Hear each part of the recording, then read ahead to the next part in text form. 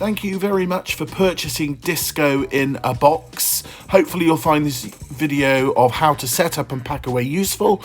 You might find it helpful to pause from time to time, but hopefully this will help you get all set up. Here we have the box as you see it. Stand it like this, and you'll see that on top there is a bag, and we're going to deal with the stand first. We're going to unzip the bag, and we're going to deal with the lighting stand first, and that's in this bag. So unzip that and take out the T-bit, the bit that goes across the top. It's got a plug on it. Just put that to one side, like so, and then get out the actual stand out of the case. I'm doing it with one hand here because I'm filming with the other hand, so bear with me on that during this video, but you will get the gist of it anyway as we go through. So here's the stand coming out of the bag, and those are the first two things you take out. So then you take the stand, and first of all we're going to put the legs out. So there's a loosener there. Spread the legs out, make sure you've got 3 legs firmly on the floor, and give them quite a good spread, and make sure they are sitting cleanly on the floor without the middle of the stand touching the floor, just slightly above. But of course, if that middle bar touches the floor, it will make the stand uneven. So as long as you've got the 3 feet on the floor, that will be fine. I usually find, in terms of adjusting the height of the stand, just the top one coming up is high enough. It's actually the second twister down from the top, like this. You see, you've got one on the very top, and then you've got one down. So I tend to just undo that, and that actually gives me enough height, because when you pull it up like this, what you will find is you then eventually see some holes, and another hole, and another hole, and another hole, until you sort of have got the height that you want. And then there's a little pin that goes through the hole one side, out the hole the other side, to give you a bit of safety there. So that's your first bit of safety. Put the pin through like that, push the bar back down so it sits on the one below it like that, can't move it. And then in addition to that pin going through, you tighten up the bolt again like that as well. So that gives you your height, and again that's adjustable. And there, if you want to go really high, there is a bar below as well. So then we have the one we call the T-bar, the bit that goes across the top, by undoing the bolt there, and you'll find that we have a protector on the bit that goes in the top, with the plugs on. It's a little rubber thing like that, and it's just protecting you from getting stabbed or anything like that, and protects the metal bit, that metal bit there, which then get the plug out of the way first. That's where everything's going to be plugged in once it's hanging on the bar, onto those bolts like that, and then put that into the top of the bar that you've already put up, like so, like that. And you probably need to loosen it a bit more because it's still too much, so it won't go down through. So there we are, and eventually you'll undo that enough so that will slot in a bit more like that. And obviously once that slots in like that, you then do it up again, make it nice and safe like so. And they call it a T-bar literally because it looks like a capital T, but with your legs out, that in the top, the pin in, everything done up, you now have a pretty sturdy lighting stand. I'd still put it somewhere safe, don't let people run into it. It's not what you'd want to do. Right, so your lighting bar's up, then you take the box, drop it down onto its feet like that, and on the front of the box are some fasteners. Have a play with them, you'll work out how they work, but you literally just turn them, push the lid down a bit if you like, and that will make sure that the little bits of silver pop out of the slots, and then the top will open. Here's the packing instructions as well. Please, if you can, ensure that everything goes back in the way it came out. And we've got a simple combination here of some lights, some cables, and the speaker that you will need for your disco. and it's pretty straightforward really. So the first thing you'll do is take out the extension lead. That's in case you need an extension lead to come from the lights to your nearest plug. Pop that to one side, and then take the speaker itself out first, and it's a relatively light speaker, it's not too heavy. Put it on to a flat surface like that. You will find it's on wheels, and but the advantage is you can, obviously for safety purposes, find a wheel, and at the back in particular the wheels do have little wheel locks like that, so if you want to lock the wheel, you can do like that and it won't roll about. So that will lock the wheel for you. Once you've done that, there's also a handle on the back just in case, like a bit like the shopping trolley. You can start to unpack the rest of the box. Now everything is in bubble wrap for obvious reasons, and please do re-bubble wrap it. But firstly, take everything out of the box. There's two smaller lights. This one is a slightly bigger light. Just pop it to one side. And then that's a load of cables. This is a load of cables that plug into the lights. There's some extra cables, some spare cables. And then there's a little envelope, and in here you don't need to go in there unless you are keen or want to read up. All the lights work automatically, but if you want to have a play with the controllers, you're very welcome to. But everything is pretty much on auto anyway, but you are welcome to look at any of the booklets and play with any of the controllers. But also rest assured that just plugging the lights in, they will take care of themselves and give you a good disco automatically. But that's there in case you want to have a read.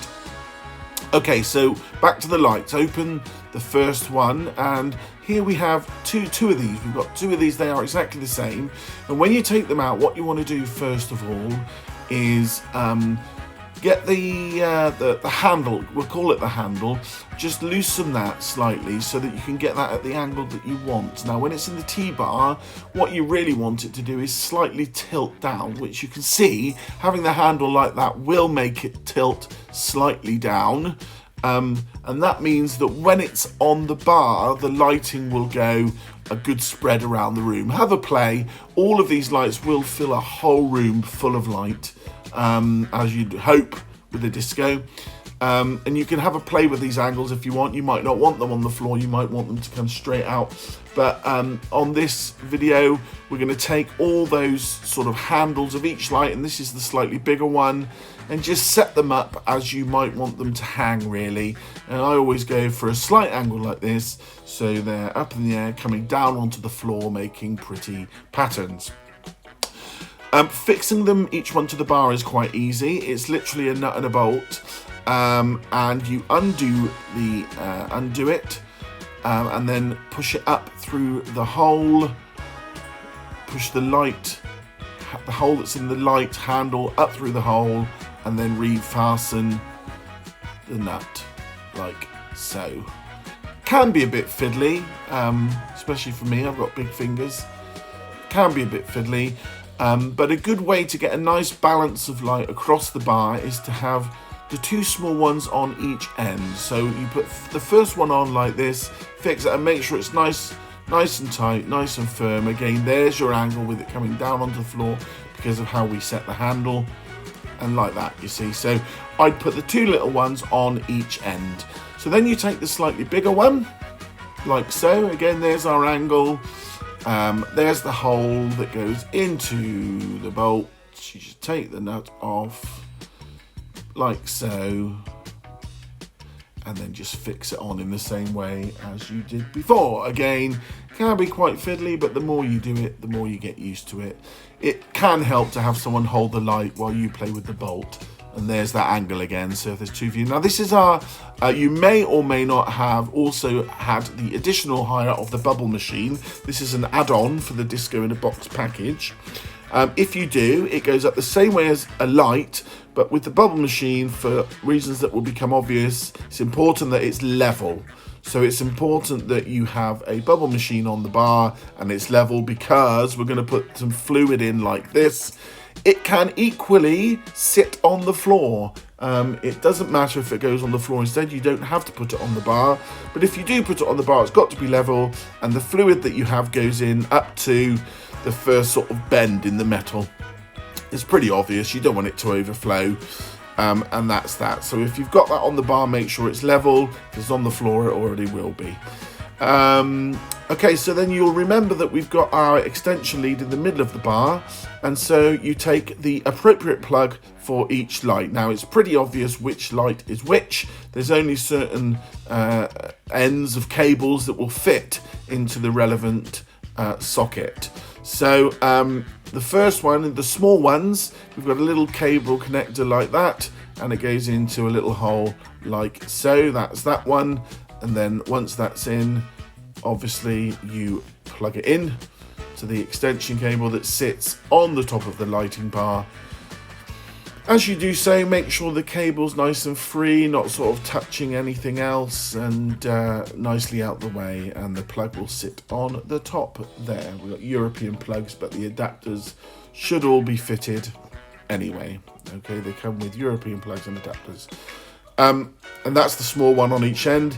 This is what we call an IEC lead, otherwise known as a kettle lead. It's slightly different connector. The bigger light has one of these, like so. But again, same process. Just plug it in. Plug in the kettle lead. Plug in that. Remember, our white lead isn't into the mains yet. And the same lead for the bubble machine. Now, the bubble machine, however, has an on-off switch. Make sure it's off when you plug it in, and then we'll come back to the bubble machine later, because it's not something you would necessarily want on the whole time. So just be aware, you can plug it in, plug the mains in, but you do have an on-off switch for the bubble machine, which you use as when you like to have bubbles. So that's all your plugs across the bar in. The cables are out the way, and then these come into the white extension on the top, which comes down to the bottom of the lighting stand.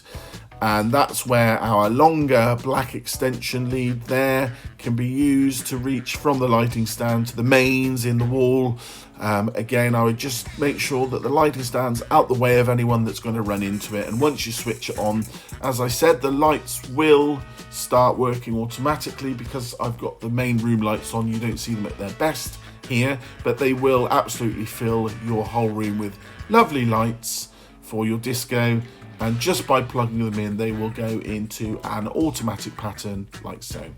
Your bubble machine there, if you want that, switch it on as and when you want it, having done all that we've done. And of course, there we have bubbles. It's pretty straightforward, really. But again, you know, if you were to leave that on, you might not want them all the time. You might want them long or short or whatever. But once that's on, it's just an on-off switch on the back there. And then that's pretty much all your light and bubbles, which brings us onto your sound module, this little speaker. Very nice little thing, very straightforward. There's some funny angles on this film. It takes an SD card, which will already be in there, that has your disco on it. Okay, so the SD card will arrive in the machine, and that already has your disco on there ready for you. But there'll be some more information on that in a second. Like so.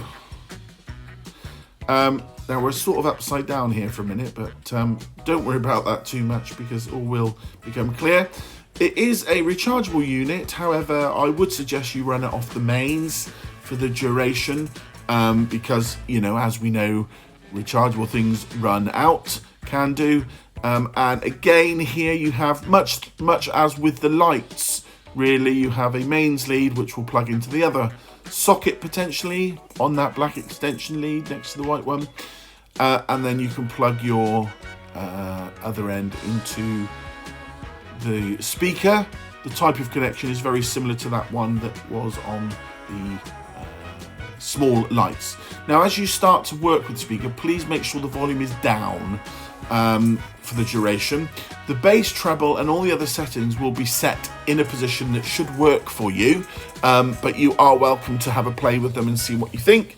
But do make sure that when you switch the machine on, which is on the back here, that the volume is down. And once you are sure that the volume is down, you can then just switch it on like so, and your blue lights will come up. Now, we've got lots of buttons here. Tends to be the case that the SD card will just start playing, but if it does, you've got all sorts of options here. The top one is Bluetooth, line in, and then the last one, when you press it, will say card, and that's the SD card playing. Now, what you will find is the SD card will start sometimes in the middle of the card. You'll think, oh dear, that's not starting at the beginning.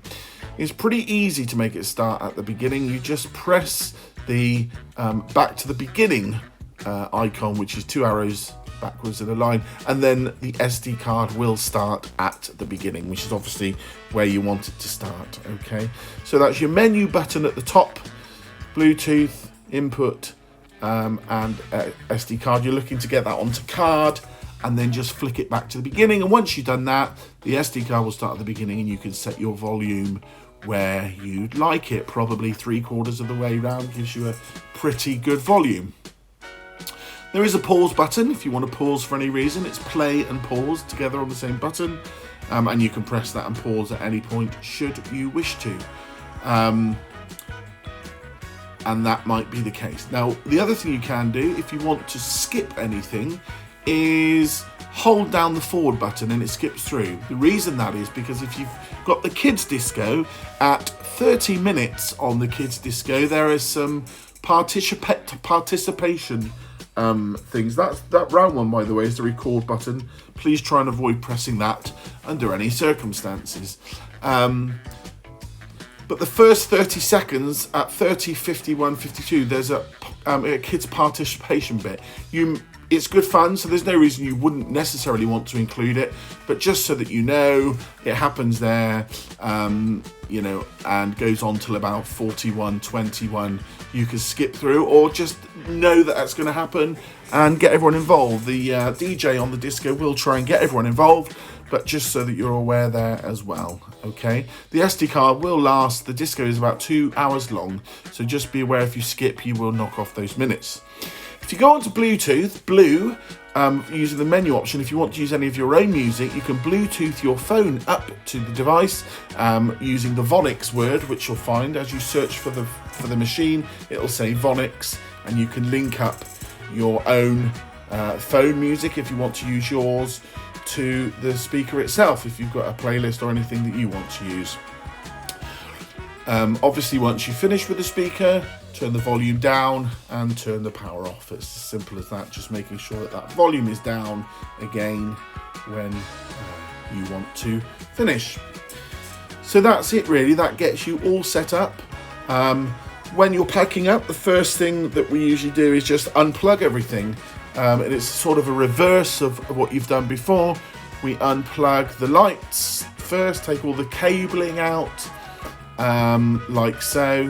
It just gets it out of the way, one thing at a time. It's better to categorize what you pack away, so like all the cables first in the bubble wrap, and then do the same with the lights, all the lights one at a time, bubble wrap them up. When you're doing those back up, if you could do them not tight, but so they're not loose, and that just stops them really making a horrible noise as you cart everything around. It's just it's a tidier job just to do those bolts up at the very end. Yeah, and then the same applies with the lights. You just take the lights down one at a time, pop them in, pop the handles back up to that position straight up so that they fit in the box from where you angled them from. Make sure you loosen them first, please, and put them back in with the handle up. Same with the big light. Handle back into the upright position and then bubble wrap it up, and it will all go back into the box from whence it came, which you can just rewind this should you wish to, or look at what we do now. You may have some liquid left in the bubble machine, and if you are feeling generous, we would appreciate it being poured back into your container. You can do that using the corner. If not, don't worry. But certainly at the end, please, if you can have a little dab around with some kitchen towel in the bubble machine itself, that would just save any leakages. The bubble machine is a separate entity. Like I say, it's an add-on and goes back in its carrier bag. The extension lead then goes back in with all the lights that have gone back in, with everything else that's gone back in, and finally the envelope back in. And there's the bubble machine in its carrier bag as a separate thing, because some people use that and some don't. And then obviously you can shut the case back up. You'll notice that the case goes upwards the way that the speaker was standing. Just make sure those are clipped onto there when you do the case up. And then we get back eventually to the stage where we had our speaker, our case stood upright, ready with our speaker stand cover to go back in. So once you've done that little bit of doing up of the case, making sure that's clipped onto there, can be a bit fiddly, but it will work if you just fiddle about with it. And then we can lift the case back up, and that will allow us to sort of have a straighten up of the speaker bag, speaker stand bag, I should say. And once you've done that, that's ready now to receive back the stands, taking the T-bar off, same way as it went on. If you remember to put the bit of rubber on for extra brownie points, that'll be great. And then obviously loosening all that up again, pulling the pin out, taking the stand down, and tightening it back up again. You'll need to take everything down like so, obviously, so that it fits into the bag. Everything will need to be packaged back down the way you undid it, including these legs at the bottom, which can be loosened up and then pulled up in order to pack them away like so. Okay, and that's all done up now. The leg parts, it's easier to put them in the bag first and get them tucked in like so, and then that gives way for the T-bar, hopefully with the cable nicely rolled up, or you put along the length of the bag, either way, just so that it's safely in there. And that's it. Thank you very much. Have fun.